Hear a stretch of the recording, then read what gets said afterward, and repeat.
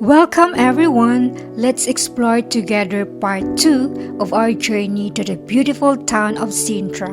We will discover the mysterious side of this town as we go along the journey.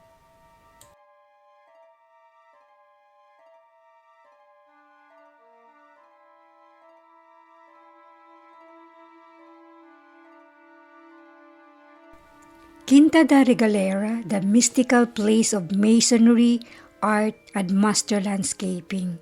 One of the most visited places of Sintra, maybe because it is reachable on foot, a 15-minute walk from historic center. Because it is so mysterious, or just because it is greatly entertaining to the whole family. Quinta da Regaleira never was a royal anything, a private house used as a summer residence of Carvalho Monteiro, who bought it in 1892 from the barons of Regaleira. He transformed it to its glory with the famous architect Luigi Manini, known for its theatrical works. There is a lot to be said about Quinta da Regaleira. It is beautifully made in neo-Manueline style with strong ties to the discoveries.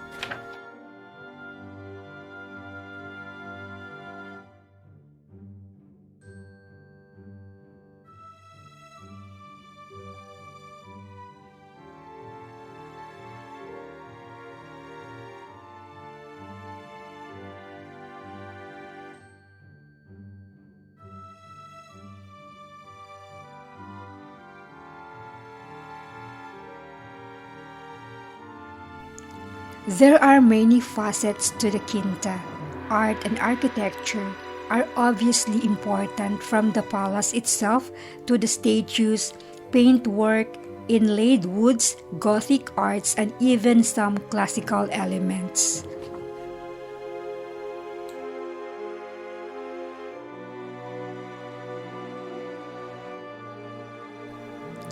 The 4-hectare grounds are beautifully landscaped, going from very groomed and formal to progressively wilder, almost primitive as you advance from the place towards the mountain.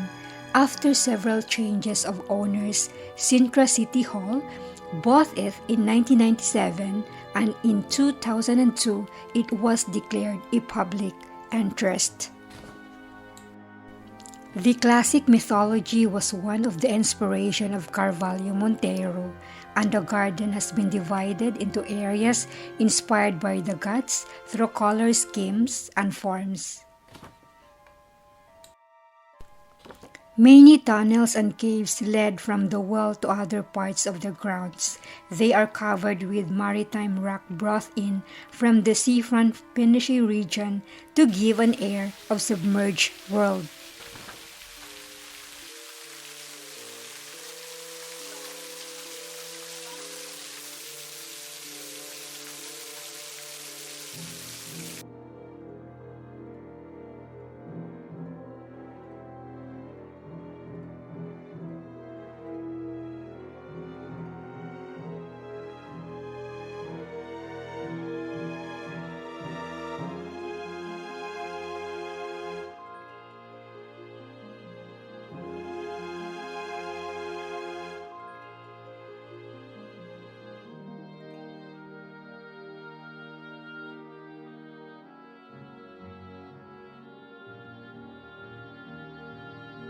This initiation well was allegedly constructed for clandestine ritualistic purposes, and these are various theories regarding its use. Many believe it was used as the location of the Templar Knight initiation ceremonies.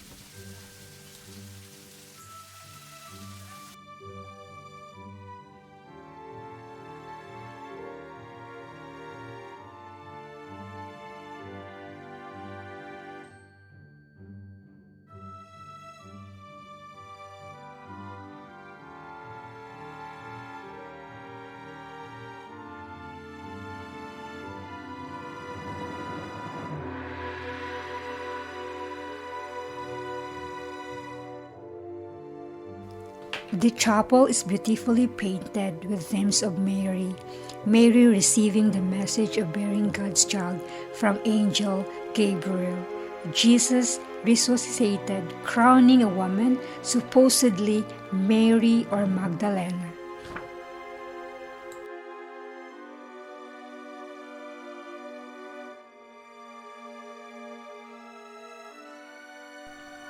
Ernesto Biester, a Portuguese journalist and playwright of German origin, famous in his time, ordered this mansion to be built in around 1880 from the architect José Luis Montero.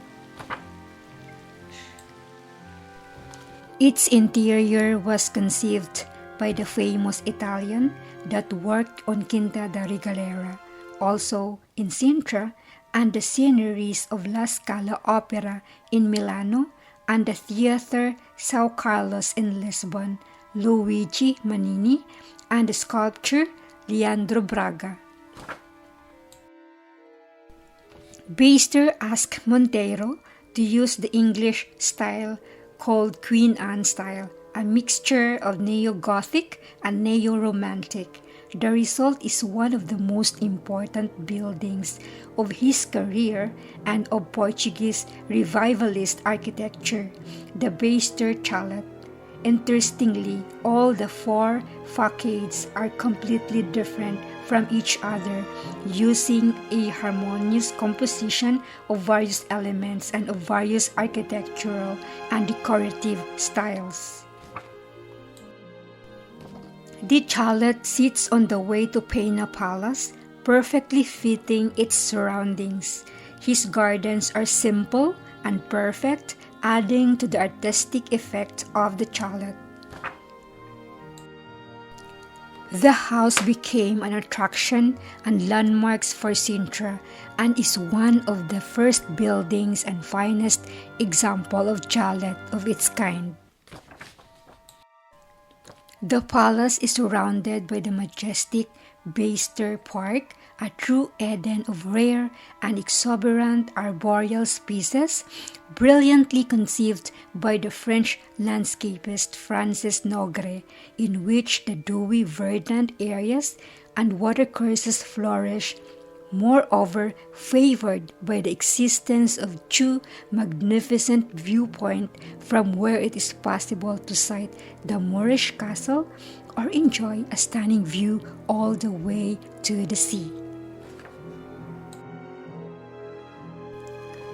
Located on the north side of the hill, Villa Sassetti is one of the most beautiful and least known residences in Sintra, with its great circular tower in the Romanesque Lombardy style.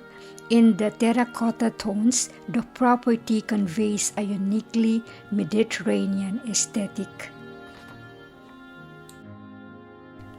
The turreled structure lies in a perfect symbiosis with a majestic garden that envelopes its surrounding, which transforms this site into a wonderful scenario of a fusion between these two universes.